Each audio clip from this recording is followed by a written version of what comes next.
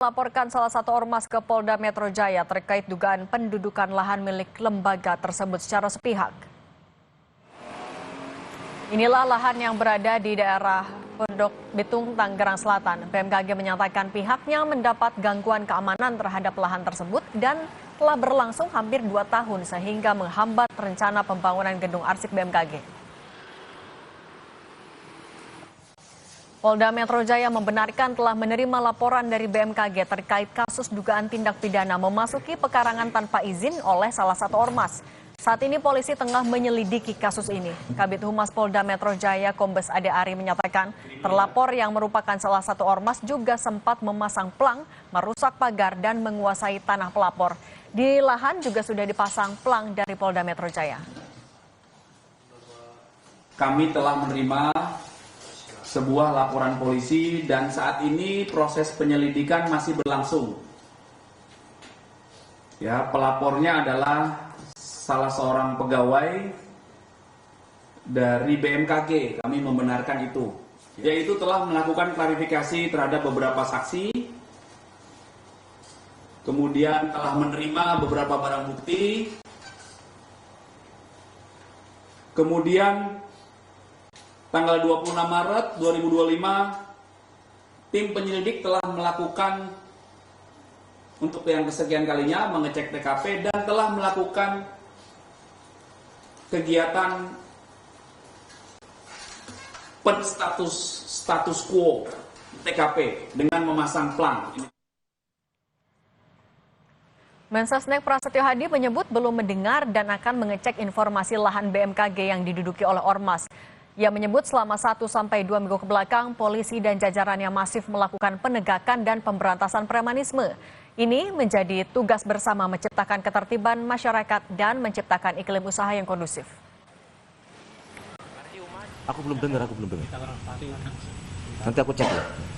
Kurang lebih 1 minggu terakhir ini kan betul-betul teman-teman kepolisian, Pak Kapolri dengan seluruh jajarannya secara masif melakukan penegakan pemberantasan aksi premanisme ini kan. Ada yang bersifat perorangan, ada yang bersifat kelompok-kelompok, termasuk tanggung jawab kita bersama-sama untuk menciptakan ketertiban masyarakat dan apalagi menciptakan iklim usaha. Kabar aksi ormas kembali muncul, kali ini soal lahan negara milik BMKG yang diduduki ormas di Tangsel. Ujungnya BMKG melaporkan ulah mereka. Laporan ini sebelumnya telah masuk pada Februari lalu ke polisi. Kita bahas bersama kriminolog FISIP UI, Adrianus Meliala dan Khairul Anam, Komisioner Kompolnas. Selamat petang semuanya. Selamat petang Mbak Cindy. Apa kabar, Mas Prof? Anam, lagi-lagi terjadi premanisme yang dibalut oleh ormas untuk menduduki lahan. Apa yang Anda tangkap dari kasus ini?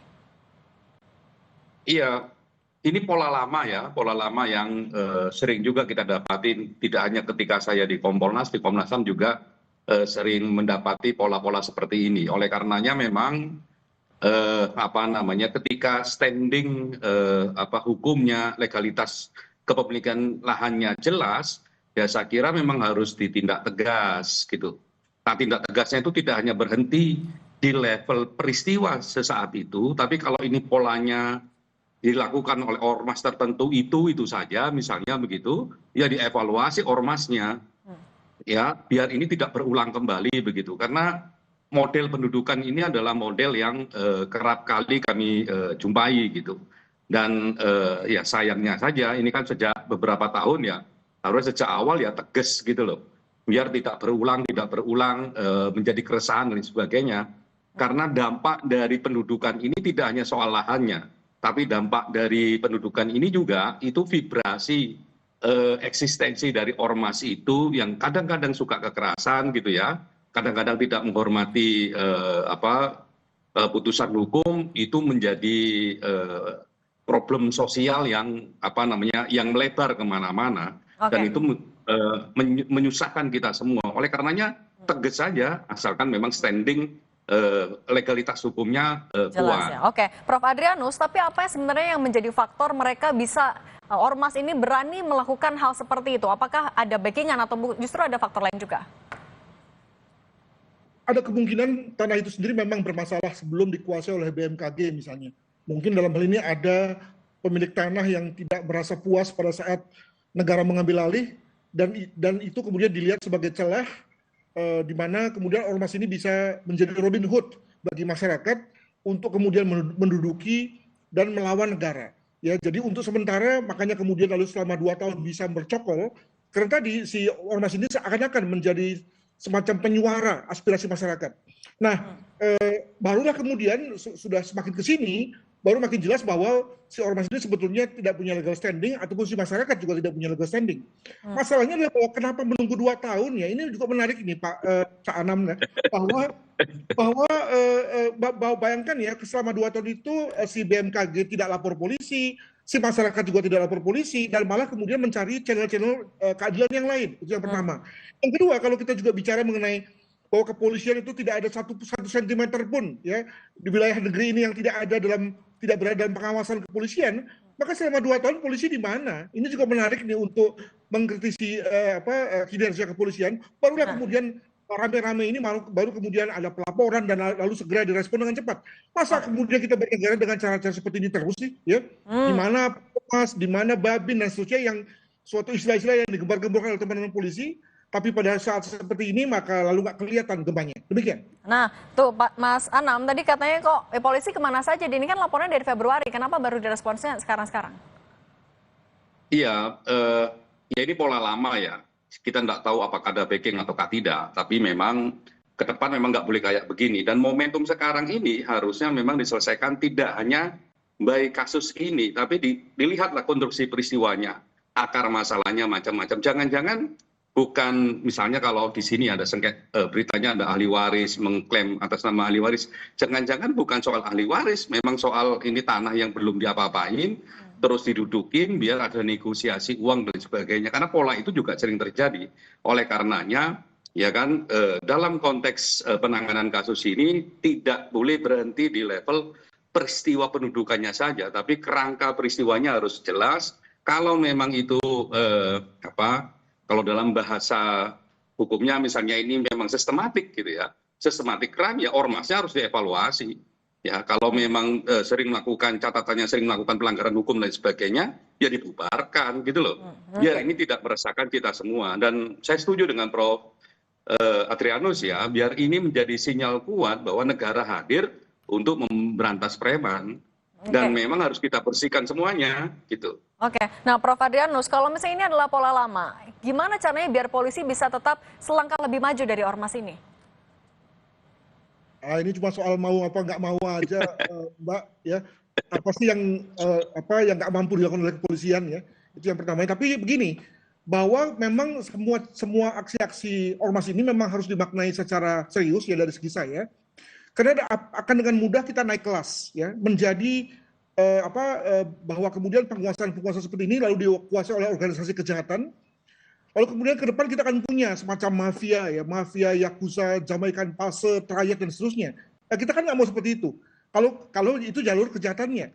Kalau kita bicara mengenai Haiti misalnya atau Chili misalnya, itu lalu jalurnya politik, di mana kemudian organisasi kejahatan itu mulai menguasai perpolitikan. Nah, kita juga tidak mau itu.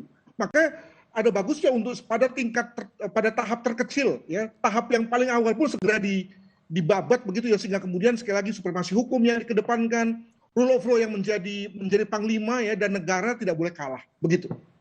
Mas Anam, gimana membuktikan bahwa polisi ke depannya tidak akan kalah ya, mau sebenarnya untuk memberantas premanisme ini? Iya, kita lihat aja kasus ini misalnya ya, nanti apakah dia akan berhenti di level peristiwa ini saja, ya, apakah dia bisa merangsek kepada satu pola yang dilakukan oleh ormas tertentu yang sering kali melakukan pekerjaan-pekerjaan kayak gini, pola-pola kayak gini. Kalau cuman sekedar orang-orangnya dipidana misalnya, ya itu nggak akan menyelesaikan masalah, karena akar masalahnya bukan di situ. Akar masalahnya adalah ormas ini yang merasa sudah memiliki berbagai kewenangan, ya, memiliki berbagai kekuatan dan sebagainya, ya mengancam kita semua. Oleh karenanya tantangan terhadap Polda Metro Jaya menyelesaikan kasus ini adalah tidak hanya berhenti di kasus ini saja, tapi lihat polanya. Istilah gampangnya begini, kalau ini memang dilakukan secara sistematis dan sebagainya, karena beberapa pengalaman itu belum tentu ahli warisnya yang minta bantuan, mereka yang mencari lahan-lahan yang kosong dan sebagainya didudukin dan sebagainya. Kalau itu yang terjadi, ya evaluasinya tidak hanya sekedar pada orang yang ada di tempat tersebut, tapi sampai pada level ya ormasnya sebagai satu organisasi bisa dievaluasi, bahkan bisa dibubarkan. Nah, Prof. Adrianus, kalau solusi jangka panjang yang bisa dilakukan agar kasus ini tidak berulang lagi, kemudian ya memberantas siapapun yang membackingi ormas itu, seperti apa?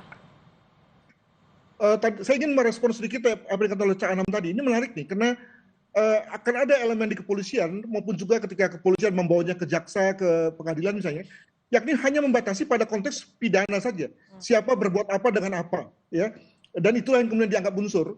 Hal mana kalau kemudian dilihat dari segi pola, tidak banyak anggota kepolisian yang mau melihat seperti itu. Karena kalau kita pakai pendekatan pola, di mana kemudian lalu pendekatannya tidak hanya hukum, melibatkan lintas fungsi, lintas satker, maka apakah ada will ya, ada kemauan untuk itu, ya. Jadi minimal yang dikerjain adalah pada tingkat pidana. Jadi ini memang sekali lagi menjadi satu kasus belli ya bagi kepolisian untuk tadi membalas ya merespons ya kekhawatiran orang bahwa polisi hanya main aman, hanya sampai pada tingkat pelaku langsung dan tidak kemudian lalu mengejar pada polanya yang sebagaimana tadi dikatakan. Demikian. Oke, Prof. Adrianus Meliala, kriminolog UI, dan Khairul Anam, Komisioner Kompolnas, terima kasih sudah berbagi di Kompas Petang. Sehat selalu semuanya. Usai jeda, Kompas Petang akan kembali dengan informasi Menteri Keuangan Sri Mulyani melantik 22 pejabat eselon 1, termasuk Jaka Budi Utama sebagai Dirjen Bea Cukai dan Bimo Wijayanto sebagai Dirjen Pajak.